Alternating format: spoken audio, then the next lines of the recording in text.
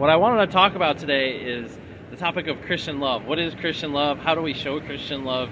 How is it different than worldly love or normal love or other types of love? I'm sure a lot of us have already heard the talks and the sermons on, the different types of love, the brotherly love and family love and all those kinds of things. But I think what we got to really look at is how can we actually express that in our day-to-day lives? Because I think one of the things that happens is we end up still focusing too much on ourselves and not on other people. And I know that's really hard to do in today's day and age. We do have to spend a significant amount of focus on ourselves just to get through our daily life, and that doesn't leave us much time or energy to focus on other people. But I think what we have to start to realize is, where does our happiness come from? Because love is going to spring from that happiness. But when we look at happiness, happiness tends to be conditional. So what we want to do is we want to look for joy. So what I want to ask you is, whose responsibility is it for you to have a good day? It's not yours, and it's not people around you. It's Jesus. Jesus is the one who has already provided the good day for you. You just have to step into that good day, and then everything else springs from there. Because what happens is that joy fills you up, and that's something that's almost completely permanent. Happiness is something that comes and goes. So when we look at conditional happiness, we're all trained in this world to look for happiness outside of ourselves. If that person smiles at me, then I'll have a good day. Or if, somebody doesn't cut me off on my way to work, then I'll have a good day. We put all these conditions on our happiness based on everything around us. And when we do that, what happens is we get let down, and we constantly get let down, and we use that as an excuse to have a bad day and to take it out on those around us. So we want to kind of step away from that and move into that joy and just let Jesus do what Jesus does. He brings us a peace that the world does not bring us, and that's the whole reason behind that, is it just allows us to step into that peace. Then we don't have to worry about what the world is doing. It's our expectations that can be off sometimes. We expect the world to be this peaceful, happy place. Guess what? It isn't, and it's not going to be anytime soon until he comes. So until then, it's up to us to do that. It's our responsibility to bring Jesus into the world, and part of that responsibility is coming with a joyful, loving attitude. So when we look at the person at the convenience store or the gas station, it's not up to them to smile at us. It's up to us to smile at them. Yeah, it's great, that society says, hey, it's your job, it's your responsibility to do those things, but at the end of the day, people are people. We don't fit into programs. So, when it's 4 a.m. and that person's been up all night long, there's nothing wrong with saying thank you for being here.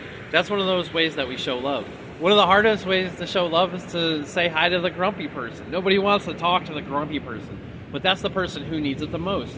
And that person needs it with kindness and not pushiness. We don't need to push kindness on people, because that just makes them more defensive. So when we just come from a kind, peaceful place, and we just respect where they're at, then it allows them to kind of maybe enter a new space and say, hey, maybe I can be a little more peaceful, because it's all about giving ourselves permission.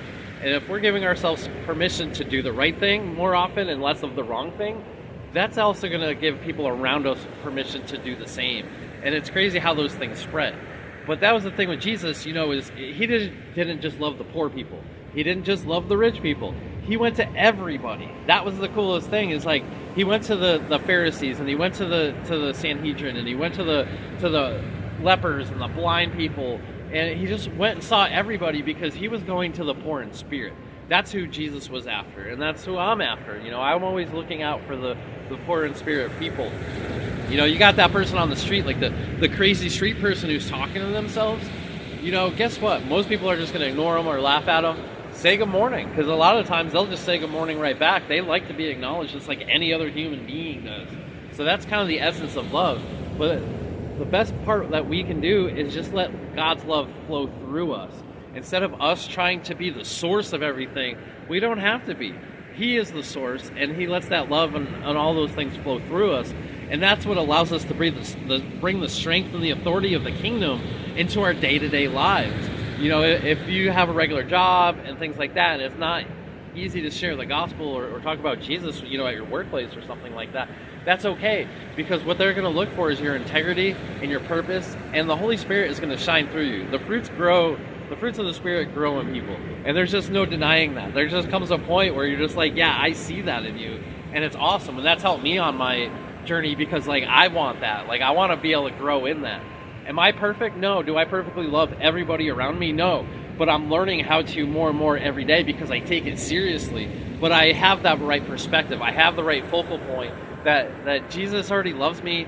He's already done all the work, so I don't have to do the work. I can rest in that and just rest in sharing my love with other people as we're supposed to, because we look at every single person as our neighbor.